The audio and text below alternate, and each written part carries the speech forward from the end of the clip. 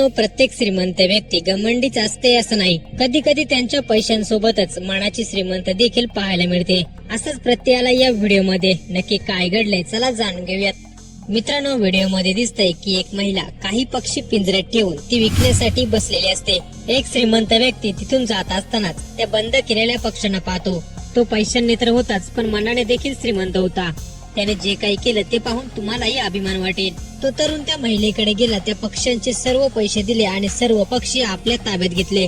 त्या तरुणाने विकत घेतलेले सर्व पक्षी घरी न नेता तिथेच सोडून दिले.